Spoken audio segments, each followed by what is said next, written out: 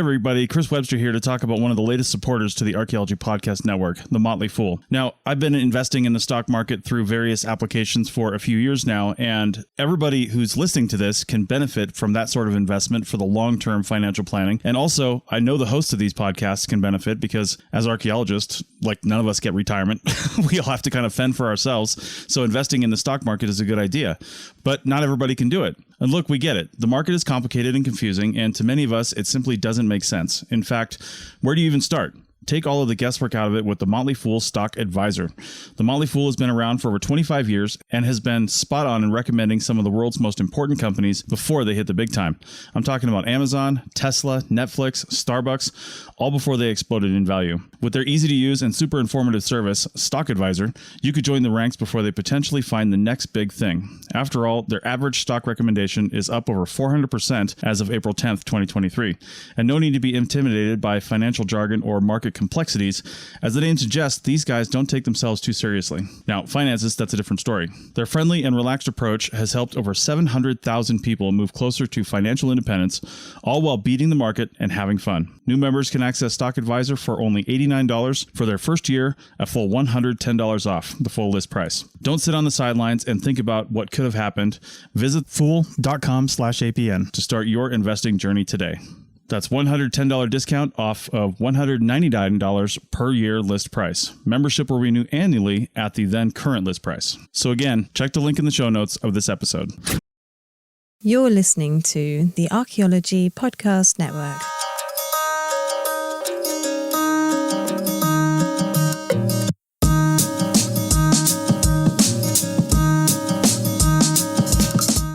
This is episode 62, The Creatures of Medieval Maps and Bestiaries. I'm your host, Alex Fitzpatrick, and with me as always, Simona Falanda.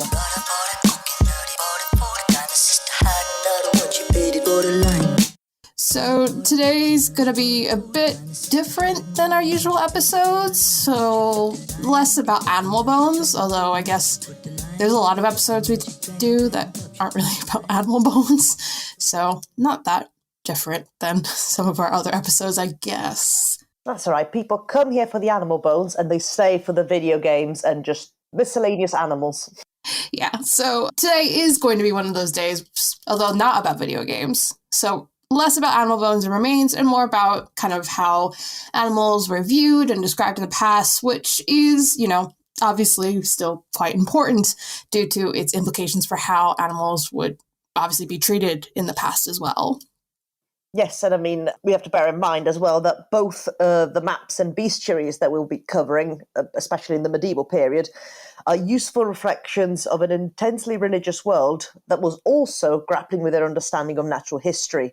So it's also interesting to see how these two things come together.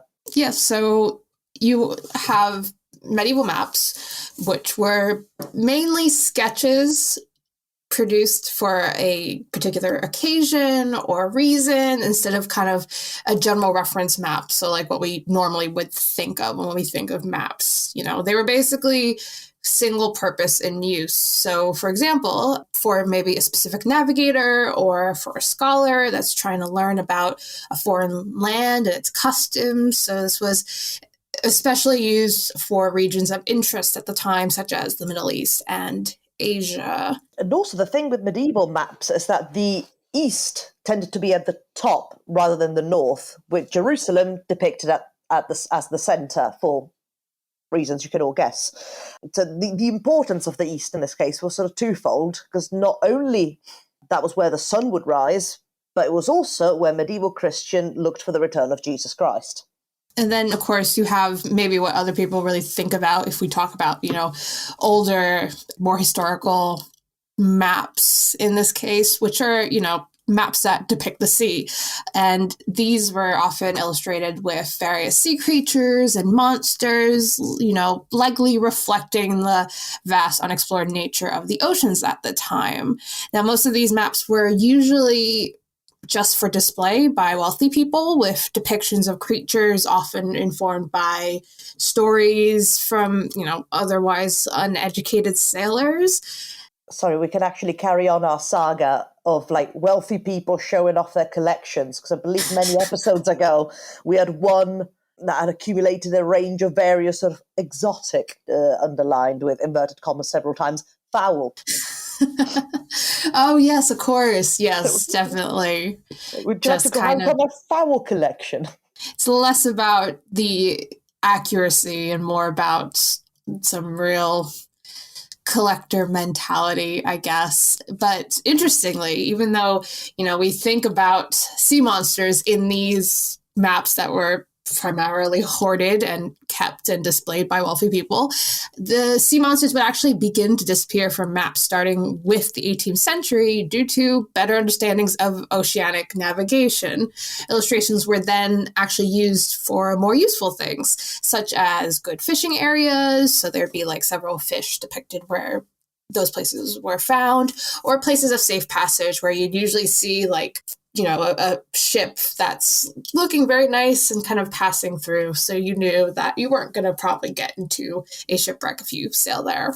I mean, it's safe to say that as time goes by, maps become increasingly more utilitarian in function. Yeah. And of course, the type of maps that we'll be discussing in this episode in particular are the mappamundi, which are a specific type of medieval European maps that actually depicted the entire world, hence the name mappamundi being map of the world. Or at least the world through the lens of a medieval European, obviously, which they didn't tend to be just about the geography per se, but they were also portraying information about sort of spirituality and folklore, and often depict the world post-Great Flood, so showcasing the 3 continents that were founded by Noah's sons in the form of a wheel, which are also known as a T and an O map, as it often depicts a wheel or O shape with a T shape inside of it. Of course, the regions included at the time would have pretty much equated to Europe, Asia, and North Africa. What's interesting, there were absolutely loads of the map, and we still have about 1,100 surviving today. Yeah, it's pretty good. I would have assumed there was a lot less, to be honest. How does paper keep that long? Yeah, I mean, we'll get into it, but when I was kind of doing some of the research for this, I realized a lot of the kind of maps we still have. Some of them are kept at one of my old workplaces, the J.P. Morgan Library and Museum. And I do know that it's a really intense conservation lab there. I do believe the time when I was working there, we had one of the Gutenberg Bibles. So there's loads of very fragile materials there. So yeah, it would have to probably need a pretty intense conservation for that. That's the thing, because paper is a nightmare. So like the fact that they're being preserved now, I can see because we have the knowledge and the science behind it. But how did that piece of paper make it in all of those centuries where conservation techniques weren't exactly a thing? Oh, for sure, yeah. And I mean, I think, unfortunately, I guess some of it probably is because a lot of these things were hoarded by wealthy people that have the resources at the time to, make sure that they weren't, or as well kept as they could be at the time, which is probably, I mean, and it's kind of why some of these fall into museums, private collections, and things like that. But yeah, I mean, it is really impressive how many do survive today. Of course, another sort of we'll say topic that we'll be covering, as per title, Medieval Bestiaries, which is quite literally, it's a book of beasts, which includes various details of animals, such as description of their physical appearance, their behavior, their habits. So essentially it's an early resource for natural history, a close approximation to that for the time period. Depending on the bestiary, the degrees of closeness to actual natural history is variable, we'll say. These also tended to include moral lessons involving said animals. So I guess in a way, like the creature was used as a parable almost, as it was believed at the time that all of nature was designed by God to instruct humans on how to live. And therefore each animal had its own lesson to impart on humans. These animals do tend to range from the real to fictional in order to reflect the diversity of the natural world given to use by God. And the origins can actually be traced even longer before the bestiary, potentially to a 2nd century ancient Greek text called the Physiologus. Thank you. Which described animals, trees, and rocks and interpreted them as a reflection of Christianity. And this was actually built on by Isidore of Seville, who was the Archbishop of Seville during the 11th century, with a text called the Etymologies. This would become one of the most popular encyclopedias during the early medieval period and covered over 250 animals and provided ample information regarding the, etymology of word, hence the title. Etymologies also established a series of categories that would eventually be used by most bestiaries moving forward. So you have your land animals, your birds, your serpents, and your sea creatures. And bestiaries from the 12th century onwards would mostly take form of illuminated manuscripts, where the text is actually accompanied by elaborate illustrations, which, look them up. They are fantastic in either really great ways or just really confusing ways. And I think we've actually touched upon bestiaries in the past. I mean, I think it's hard not to, especially when you start talking about animals and how animals were perceived when you get to like the early medieval period, because they did really, strengthen, not really strengthen, it's not really the word because a lot of it was wrong, but it did support current ideas of certain animals at the time, especially the quote unquote exotics that were being shipped in, or seen and reported back by other people. But ultimately the mundane as well, because what's with the snails?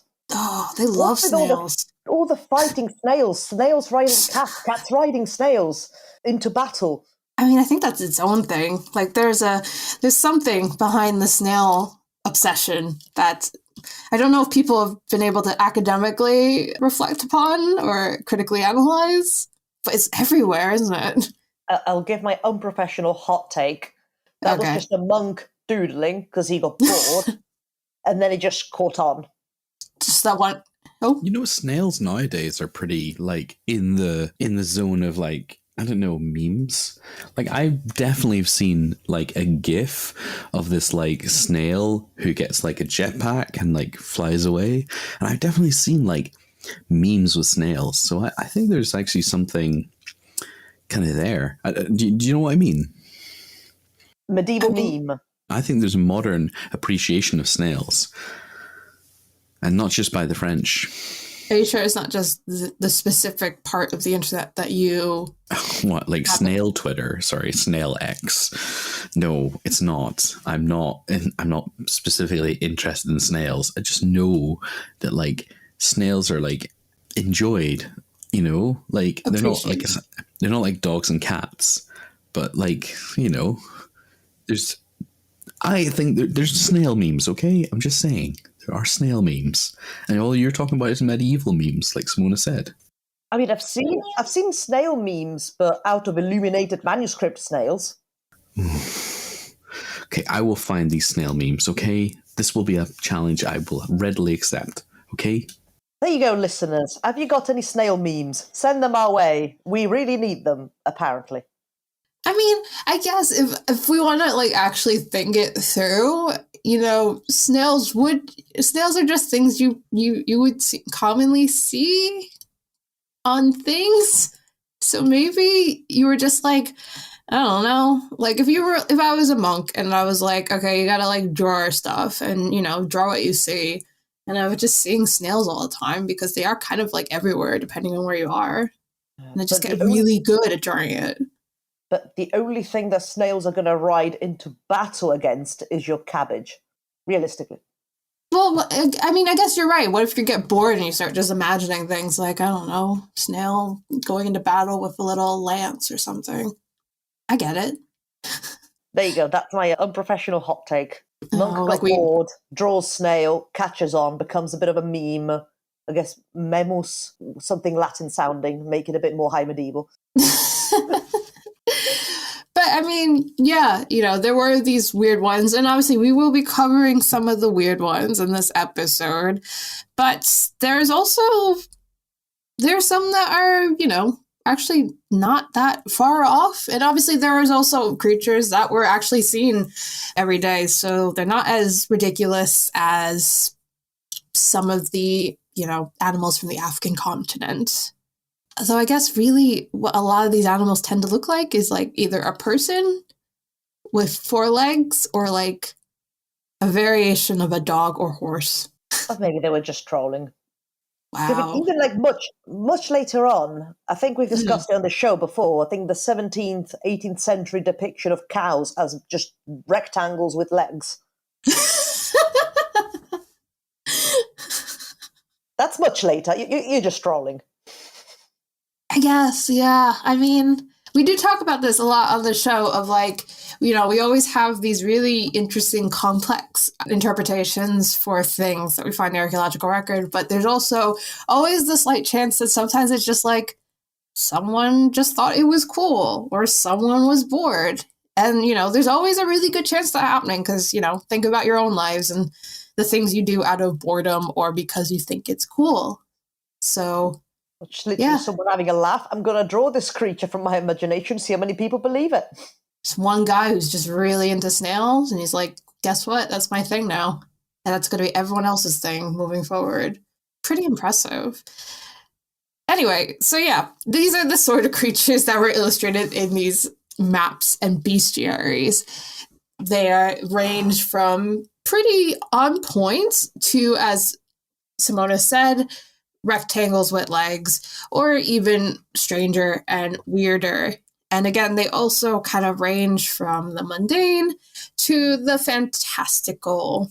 So what I've done for this episode is we'll go through some examples and we'll talk about some examples of bestiaries and maps as well. But I've also added links, Simona, I'm sure you can see that, to different examples of these very interesting creatures. And I thought it might be interesting to just try and explain to the listening audience what we're looking at. Yes, I must admit I have not opened them because I find the surprise is always best. So we'll be hearing, I mean, I've seen them, but it's been a while, so actually I'll be kind of reacting similarly. So you'll hear our first reactions to a lot of these on air. And whether or not we can do this without completely losing our minds, a la Simona finding out that Pokemon come from eggs, I'm not 100% sure, but we shall see. You're also forgetting Simona reacts to Star Wars creatures. Yes, of course. We've really kind of tested the bounds of your sanity on this show, huh? I don't mean to, but it's kind of funny, to be honest. And I guess special shout out to the British Library, the aforementioned J.P. Morgan Library, and the Hereford Cathedral for making so many medieval texts available online, which is amazing. We'll probably put some links to it in the show notes. And also, the British Library has some really gorgeous animations of some of the illustrations on YouTube. I highly recommend them. It's just really nice that it's really readily available to see online. So thanks for that. Especially, as we said, a lot of these texts are extremely fragile, so it's pretty great to see them digitized in some way. Oh, on this note, I think we'll prepare ourselves mentally, physically, emotionally, spiritually, and we'll take a break. And when we come back, we'll start looking at some weirdos. And we are back with Archaeo Animals, episode 62, and we are talking about the animals and creatures of medieval maps and bestiaries. And we're going to start with what actually originally inspired this episode, which is the Hereford Mappa Mundi. Simona, I feel like you should take it away because you are the person who originally kind of suggested this. Yeah, it's a medieval map of the world, hence Mappa Mundi. The fact that it's called the Hereford Mappa Mundi gives it away that it's in Hereford and it is currently held at Hereford Cathedral. And it dates back to about 1300 AD and is, as far as we know, the largest medieval map surviving. There was a larger one called the Ebstorf map, which was unfortunately destroyed during Allied bombings during World War II in Hanover, Germany in 1943. The Hereford Mappa Mundi is a T&O map, as we mentioned earlier, circle with a T within, that covers Europe, Asia, and North Africa, but also includes a plethora of myths and legends, such as the location of the Golden Fleece and the Cretan Labyrinth, as well as locations which are mentioned in the Bible. So, for example, you have Eden, located in an island at the top, which is the east, if you remember, and the Tower of Babel. Babel? Foreign, help, Babel, Babel. I think it's Babel because it's Babelfish in the Hitchhiker's Guide to the Galaxy. Yeah, that's what I would have assumed. I'd request assistance from native speakers. Well, I think you picked the wrong two speakers here. Yeah. But I think Babel depends, like, if you went to somewhere posh, like, oh, yes, that's the Tower of Babel. Yes, it's near Islington in London. That was my best posh English accent. It's very Sorry. good. I'm going It's to go very away. good. Just wait till you hear my New Jersey one, and I'm going to mute. Yeah, that's for the best. He's abruptly disappeared. That's Good. All right. So, are you ready, Simona, for our first depiction of an animal? Are we ready to look at this? Yes, because also, by the way, like aside from all these weird and wonderful things, it also includes animals. So the first one we'll be looking at is the camel.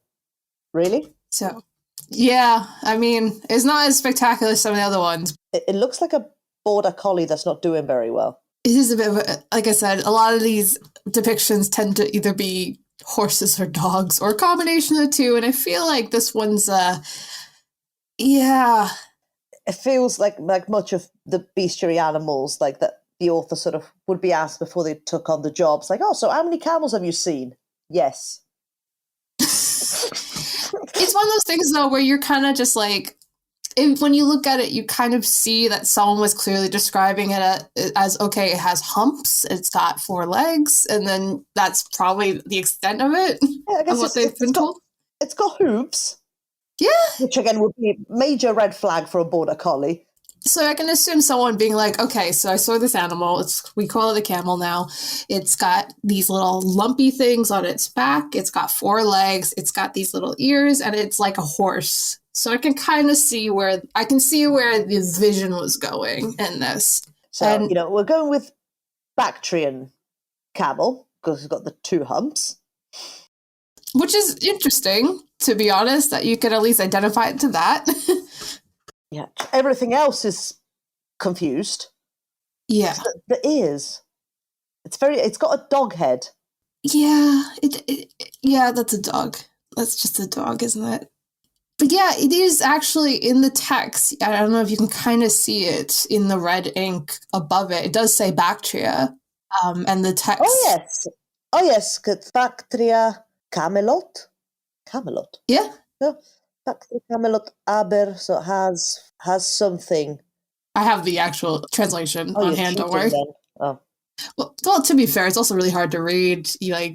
Luckily, if you go on mapamundi.co.uk and you look at the interactive map, they do provide text to kind of help out. It is actually really hard to read, but I am also cheating. Sorry to everyone, particularly my Latin professor. I mean, to be fair, like paleography, it's its own discipline and for very good reason. So yeah, the text accompanying this illustration does actually help identify it as a Bactrian camel. And it says that Bactria in particular are very strong and never wear out their feet. Like I said, medieval camels in general were also viewed as long-living creatures that could live for hundreds of years, unless they're exported to a foreign land, because the air will make them ill and they'll die, which, to be fair, like checks out. You take a camel and you take them to like Britain, where it's very wet and much colder. They're not going to have a brilliant time. I mean, you could take an Alex to Britain when I first moved here, and I was so ill for 2 weeks. It was horrible. I was going to make that joke and I refrained, but you did for me, so it's great. I did because it's real and it happened, and I was really sick, and my skin was the worst it's ever been when I first moved here. It was horrible. Do not recommend. Yes, I could have lived for hundreds of years, but then I moved abroad. Yeah. I mean, the anxiety alone, let's be real. But yeah, so we should also say that not only are the illustrations a bit wrong, but so are some of the beliefs about these animals. So the other things that medieval camels were believed to be able to do is they were, to be fair, this one's actually kind of accurate. They were noted for being able to go for at least 3 days without water. I actually don't know what the specifics of that are for camels, but it's not. I'm not sure, actually. But it's about right, you know. They are able to hold water in their humps, so that's fine.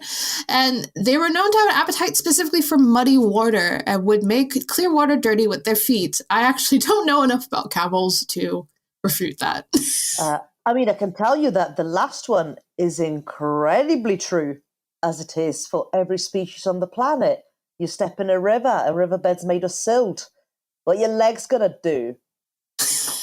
Kick up the silt, you think? Yes. Yeah, that's fair. So yes, Anyway, that's very accurate. should we get to our next one? Oh boy. So this is the lynx. Sure. Simona, would you like to explain what it looks like? Okay, so like I can see the bottom half looking feline-like. Yep. I would have gone for lion over lynx, but you know, like, okay, that checks out. The tail is kind of liony. I mean, lynxes do tend to be bobtailed for the most part, but that's fine. The head looks like a bat. Do you see anything in particular that may be a bit weird about the head? I mean, the eyes are huge, but I get that. The eyes are huge, yes. They use their eyesight a lot. The nose is doing things as well. I'm not too sure what's going on with the nose. I mean, the best way I can explain it is that it looks like Gonzo from the Muppets a little bit. But also like the teeth, because it looks like, you know, when someone, I don't know, when a child is trying to draw like, you know, a human face of someone smiling, and they'll just like do the mouth and the opening and then just put a line in the middle with lots of vertical lines, and that's your teeth. Yeah. It's just that. So, some explanation. They got massive eyes because lynxes were known for their keen eyesight, and the accompanying text actually says that they could see through walls. However, lynx were also believed to forget what they have seen immediately once it looks away.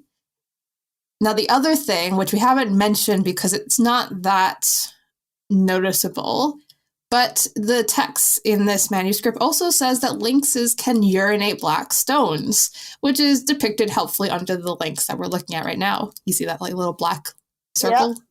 Yeah.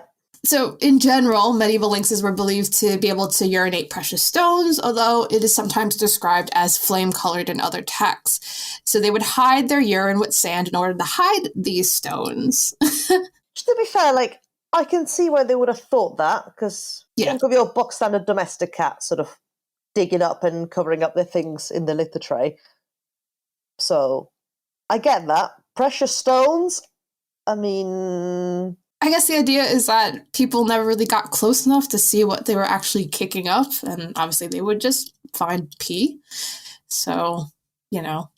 I also would like to know how they tested the hypothesis that they can see through walls. Did they randomly just nick one from the wild, bring it to a castle, and then just someone stood on the other side of the wall? I mean, I'm not sure the kind of scientific rigor that these kind of images went through, to be honest. Now, the other thing, and it's hard to tell from this image, but apparently a lot of other medieval lynxes were always depicted as very wolf-like, except they often had spots on their backs. I don't know what that means. I guess that checks out for lynxes, because a few of them, sort of like their coat colour, they do have sort of spotty. True. But no, I do apologise. That like is starting to turn very quickly into like, Simona, this is medieval bestiaries. It's all out of love. It's all I do truly love these maps and bestiaries. It's just like, what? It's all for comedic effect. It's jest. Yeah. So we'll go from this map to kind of the other maps we just talked about, which are the ones that actually kind of deal with the sea. So they obviously illustrate sea creatures. So if we want to go to serpents, this is the one we're looking at right now is from the Carta Marina, and it depicts a serpent called the sea orm or the Great Norway Serpent. Okay. I mean, nice to meet you, Orm. You're a big red boy. That's a worm. It's a worm with a dog head, right? Yeah, it does look quite wolf-like, because almost like, I guess some of the scales right next to the mouth would almost look like they're drawing like fur, or like in the neck fluff in a wolf. I mean, yeah, like I said, I think you can really kind of make a category of medieval depictions that just kind of look like they put a dog or wolf head on something. Not animal related at all, but I'm focusing to, like, I don't know, something to the northeast. Oh, no, I guess, no, that wouldn't be the northeast, because east is at the top. Oh, boy. Oh, no. Right. To the southeast, there's an Echest horrenda. Just something awful there, and I want to know what it is. Echest horrenda cariptis. Cariptis. I mean, that's a big fish. That's like that's a weird looking fish. It's horrendous. Okay, back to Orm. Yeah, he's a worm red boy. He is a warm red boy, probably the most common sea monster found on medieval maps. And, the sea serpents such as the sea orm were reportedly encountered by sailors whose descriptions would inform these illustrations. Now, I did say this was just a worm with a dog head, but they were actually often described as worm-like and hundreds of feet in length and able to wrap themselves around ships to destroy them. And unlike land serpents, sea serpents had really hard, rough heads with no feet or fins. So they were literally just worms in the water. As you do. Snakes don't have feet or fins. No question. I mean, they don't. But I don't know. I guess some sea serpents, I feel like, in other contexts, will have little fin things. Oh yeah. No. Yeah. Anyway, we'll get to something else that's not worm-like, kind of, which are sirens, and this one's from the Theatrum Orbis Terrarum. I did it. I'm proud of you. Oh, and I mean, this is they're naked. Oh no. Yeah. So for listeners at home, the sirens we're looking at, they've they've put the tail kind of in a place where, I mean, it's in the right place. Correct. But normally, in, I guess, at least contemporary depictions of sirens, it tends to be just below the belly button. Yeah, but this we can see a butt.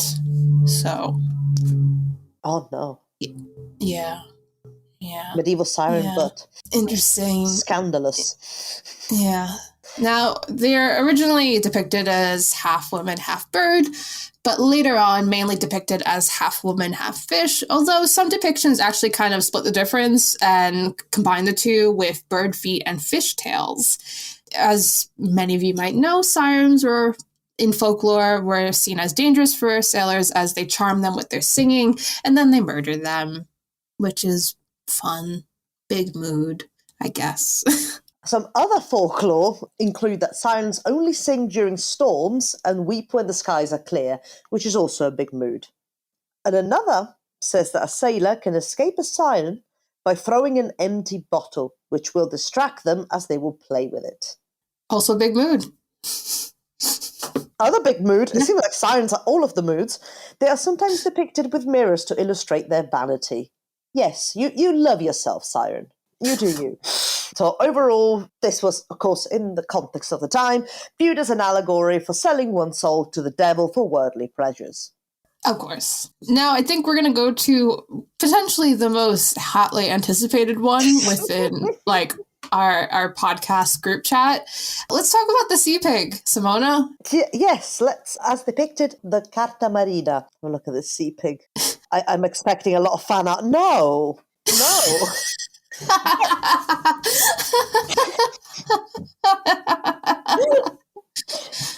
Simona, what does it look like? What does it look like, Simona? Well, a ball, so I guess they're kind of half right. Why has it got eyes on the side? You know what? I didn't even notice that the first time I put this on the show notes, and now I'm like, oh, how did I miss that? Okay. So, for reference, everyone, because not everyone would have heard of the sea pig, but a sea pig is actually a small creature that lives deep down in the seafloor. Okay? It doesn't look much like an actual pig. How do we describe a sea pig? It's not what the sea pig looks like on the map. I mean, it's quite pink, I guess, not unlike sort of how you sort of picture a pig. This might have broke your brain. Just. But yes, the sea pig is a small creature that sort of, is found at the bottom, sort of deep down on the seafloor. It's the things in common it has in common with the pig is, I guess, just that it's pink in colour, like you would normally picture domestic pigs, like commercial farmed pigs, to look like. Look it up. I can't describe it. But what we're looking at here in this medieval map is a bona fide pig, or boar, I guess, with a fish's body that's got eyes on it, but also webbed feet. So, yeah, sea pig. It's probably related to what is now called the deep water sea cucumber. Scotoplanus species. But its name and depiction likely is based on Pliny the Elder, our fave. His theory that every land animal had an aquatic equivalent. So, sea pig.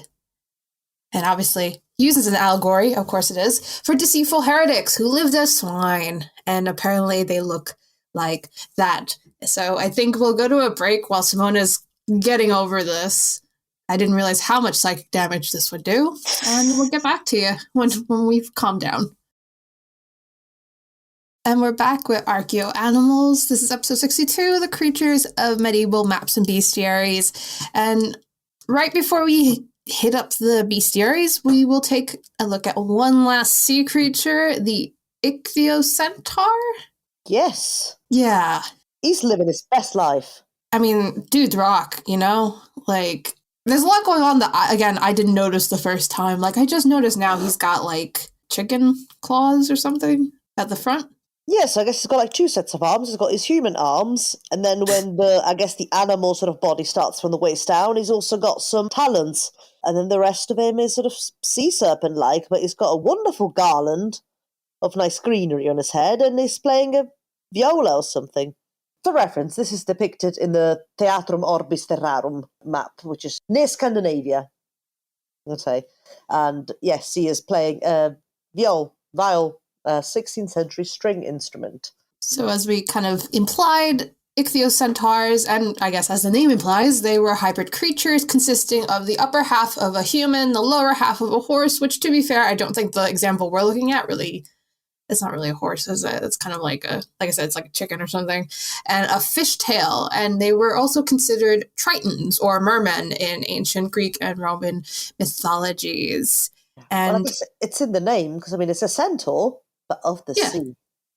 Yeah, I guess so. And as map indicators, the ichthyocentaur was viewed as a peaceful creature and potentially indicated places of safe passage. As we said, it just looks like a chill dude, which is, I guess, nice in comparison to some of the other ones that we will be looking at as we move on to some of the valiant, if not completely ridiculous, attempts at depicting animals within medieval bestiaries. Although we won't be going too far away from the sea, because our first one is a whale. Right. And, I mean... it's a fish. It's a fish. It's a big fish. And, I mean, if you explain what a whale is to someone, I guess you would just be like, oh, it's a big fish, right? Although I'm more interested in this figurehead on the ship. I don't know what that is. The figurehead. To be fair, like, it doesn't look that the similar sort of for the figureheads that you see sort of in, I guess, popular culture depictions of sort of like Scandinavian ships. Yeah, true. It's just, I don't know, it's kind of funny the way it looks like. But the depiction of a whale we're looking at actually depicts what was apparently the very common occurrence of sailors mistaking a whale, a balua here specifically, for an island and trying to make camp on its back before getting thrown off after making a fire. Ain't that just something we can all relate to, folks? Only on Tuesdays. Yeah. This was unsurprisingly an allegory for the devil deceiving people. And let's be real, for most of these, you can kind of assume they're all allegories for the devil deceiving people. Okay, so like they've got this camp set up. So they've got the ship that's sort of, well, not parked, docked on the whale. Yeah. But then they got a fire going with what seems like it was probably going to be a lovely stew. Yes. But what's to the right of them? Have they put some flowers down or something? Just to give it a dash of colour?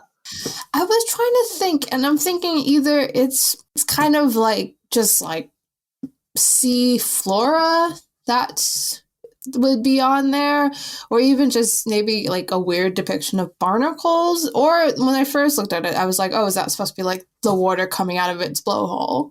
But in 2 different places. I mean, it's also a big fish, and they're saying it's a whale, so, you know, we're not really going for accuracy here, are we? To be fair, that's the case for most of medieval bestiaries. I mean, you Yeah. find that whales are mostly just big fish. Also, just notice it's got a mouthful of fish as well. Yeah, just having his dinner. And then, like, don't you hate it when you're trying to have your dinner and someone just docks their ship on you and tries to set up camp and cook a stew on your back? Oh, actually, I can answer that question you had about what those things were with my next note that I meant to say, which is that, whales were just big fish to authors of medieval bestiaries, and they were believed to be able to emit a sweet odor to attract fish for eating. So that's what you're looking at. It's supposed to be showing the odor coming off of the whale. I see. They weren't so ridiculous after all, huh? They got me. Yeah, let's see how smart they are when we go to dragons and, I guess, technically elephants. Right, which I guess is as good an excuse as any to talk about this incredible illustration. It's one of the best. It's so good. So it's a dragon fighting an elephant, as they often do, on Thursdays. Yes. It's so good, right? Like, it's so good. I don't know what's the best part. The position they're in, the face that the elephant's making of just like, gosh, not again. Like, just everything about it's perfect. I kind of want to get this tattooed on me. It's so funny. It just, like, it seems like one of those, like, this sounded better in my head. Yeah. So, basically, this depiction is showing how one of the only things that could conceivably take on a dragon was an elephant, apparently. Dragons would ambush an elephant by attacking their legs and suffocating them. And the elephant is just not having it. It's got the most despondent look on his face. It's just, I am that elephant. We all are that elephant. Just there, like, just why? Dude, why? Dude, stop. So dragons are often depicted as basically giant serpents with legs and wings, and again, unsurprisingly, could sometimes be an allegory for the devil. Strangely enough, they would actually rarely be shown breathing fire. I guess in a way that probably came quite a bit later, didn't it? Yeah, and elephants were unsurprisingly drawn likely based on word of mouth. So emphasis was placed on the big ears, the long trunk, and the huge tusks, which, I mean, yeah, that makes an elephant, I guess, the main parts of an elephant. To be fair, as far as elephants go, compared to, like, the camel that we were looking at earlier, or this is pretty realistic in the grand scheme of things. Yeah, I mean, there's some other beliefs about elephants that weren't as, entirely realistic. So elephants were believed to have no knee joints. So medieval people believed that if you made an elephant fall down, it would not be able to get up. Also, their skin and their bones could be burned to drive away serpents, and they could live for up to 300 years. Unless they go to a foreign land. Yeah, of course. But that is what people believed. We'll find another enemy of the dragon. As the very nonplussed elephant, we also have the panther, which in this depiction is leaving its cave after 3 days, specifically, and emitting a sweet-smelling odor, which seems to be a trend here, while roaring and causing a dragon to hide deep in the earth. Yes. Are the shoots coming out of its mouth the roar or the odor? I think it's the odor. I think it could be two things, actually. The dragon's done. It's just done. Do you see the blue one that's like right to the right of... That's me. It's just got like a strip human face. So some have got dog faces. The one right at the top, I could buy that as feline. It could buy a sort of tiger-like. And then, then it's a dog, and then it's a person with little ears. So So panthers were actually seen as gentle creatures that would immediately hibernate in a cave for 3 days after eating. Afterwards, they would leave the cave, roar out this very sweet smell, which attracts the other animals, except for dragons, which are obviously scared of panthers. Duh. And boy, would you know that this is an allegory for Jesus Christ, who was able to repel the dragon, aka the devil, and draw all animals and humans to him. And he also went into a cave for a bit before returning to the world. Ah. So, yeah, the logic. Hence the 3 days specifically. Yeah, no, the logic's there. Okay. Yeah, I mean, I've heard worse logic. It kind of makes sense. Okay. Now, the next one is, I feel like we can't really talk about bestiaries, particularly medieval bestiaries, without talking about a unicorn. And the image we're looking at depicts a virgin tricking a unicorn into laying its head on her lap so that the nearby hunter can kill it. That's not very nice. It's also an allegory for the vulnerability of Jesus while Mary was still pregnant with him. How? Obviously. It looks like a small hippo. You know what? It does look like a hippo. Or like a tapir thing. It's okay, so folks, it's not really a horse we're looking at with a horn. It's more like, it's like a tapir or something with a horn again. So, that point is accurate, but it's not very majestic looking. Like, I kind of don't blame the hunter for wanting to get that thing. It's not nice to look at, actually. And to be fair, they would also get them because their horns were prized for their power to purify water, apparently. And also, they were actually considered, although today we consider your unicorns to be beautiful, pure fantasy creatures. Medieval times, they're actually known to be incredibly dangerous animals. So the reason why this image we're looking at depicts a virgin tricking the unicorn so that a nearby hunter can kill it is because that's what a lot of bestiaries utilize unicorns for, to kind of describe the clever ways in which you could slay them. Again, usually involving a virgin woman because they just attract unicorns, obviously. Duh. Okay. But despite being vicious creatures, unicorns were also used as an allegory for Jesus Christ. Which is very weird, isn't it? Yes. Yeah, like we're not going to get into theological debate, but it just seems like an odd thing. And the other thing is that in bestiaries, they were either horse-like, like we would imagine unicorns today, or they were more goat-like. And let's be honest, neither of those things are depicted in the image we're looking at. That's not a goat. No. No, I don't know what that is. Like a tapir type thing, hippo. Yeah. Horn. Well, we'll move on to something a bit more normal and definitely very accurate, which is a crocodile. Now, Simone, I want you to look at these images and try to figure out which one's the crocodile. Okay. Yeah. I want to know what's the one on the right, because I'm pretty sure that's not it. I think the one that's eating something, that's basically a dog with talons and a weird sort of spiny back and tail. I think that might be our crocodile. The red thing. Yes, so the thing on the right is actually a hydra. Sure. The thing on the left is indeed a crocodile, even though it looks like a red dog. So it's actually eating a hydra's winged snake, which is, as you might be able to see, is actually escaping out of its belly. Oh. So there's a lot going on. Oh, well, there'd be a dragon, because it was very worm-like with wings. And in the depiction of the panthers carrying away the dragon, it looked very much like a worm with wings. So was that also a hydra? Or was it a dragon masquerading as a hydra? I think consistency isn't really the most pressing. Remember the camels masquerading as elephants? This is true, yes. I guess there is precedence for this. So you're right. I apologize. For those who are not aware, the camels masquerading as elephants is in our previous episode on animals in warfare. You'll have a great time. Check it out.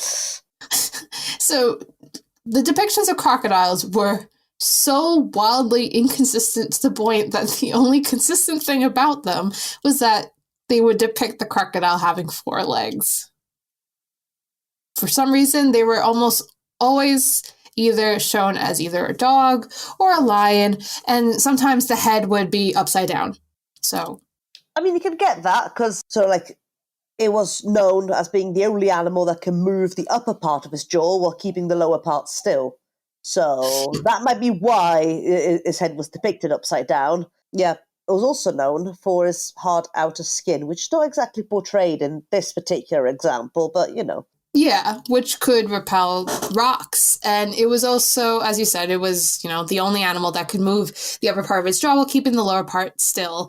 So there was some accuracy there, I guess. Of course, what may not be as accurate is the idea that only 2 animals could kill a crocodile: a sawfish, also known as a sera, and a hydrus, because both of them could kill it from the inside. Do you think they also release a sweet-smelling odor? I mean, here's the thing, though. Maybe, but the crocodile's dung was known to be a beauty enhancer. So, And the other thing about crocodiles that everyone knew in the medieval period was that it always cried after killing a human being. Well, do you have the expression crocodile tears? Yes. Okay. So I guess something like that. That's where it might come from. Crocodile tears? I guess, yeah. So, yeah. Anyway, as we reach the end of the episode, I do want to end on, a very familiar creature to all of us that we all know about, and is probably very accurately depicted in this bestiary, which is the bonacon. Oh, So, Simona, what you're looking at is a bonacon spraying poop on some soldiers. It's very straightforward. I mean, it's a good defense mechanism. You're going to confuse the heck out of them, and that will give you your opening to run away. It's a sound tactic. If it wasn't for the fact that they'd already put a spear through its neck. Yeah, it's a bit last minute, isn't it? But, He almost got away with it. Yeah. So it's a mythical creature, also known as the bonasus, or the bonacho, taken from the Greek bonassos, which means bison. Unsurprisingly, it's often depicted as a bull or a bison-like creature with a horse's mane. Now, its curled horns make it incredibly vulnerable to attack, so its defense mechanism is to poop on its enemies. And when I say poop, I mean it's a huge fecal spray of about 3 acres that causes burns. Again, big mood. I said sound defense tactic. You will confuse the enemy, and that gives you the opening that you need to either counterattack or run away. Yeah, real lactose intolerance mood there. I guess oversharing is a good place to stop this episode, huh? Possibly. So as always, you can find us online at the Archaeology Podcast Network website or wherever you get your podcasts. We're on, it's not Twitter anymore, it's called X. So you can find us there at Archeo Animals for as long as that website exists. Let us know about any other episodes. Tell your friends about us, subscribe, like, all that other fun stuff. I'm going to think about my life choices after that one. Anything else you want to do, Simona? Just go reflect on the sea pig. Yeah, I do like that sea pig. See you next time, folks. Bye. Bye.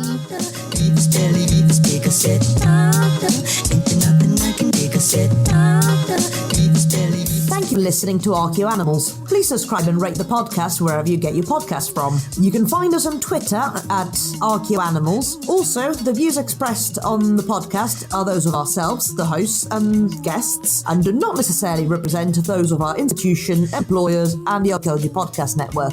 Thanks for listening. This episode was produced by Chris Webster from his RV traveling the United States, Tristan Boyle in Scotland, DigTech LLC, Cultural Media, and the Archaeology Podcast Network, and was edited by Rachel Roden. This has been a presentation of the Archaeology Podcast Network. Visit us on the web for show notes and other podcasts at www.archpodnet.com. Contact us at chris@archaeologypodcastnetwork.com.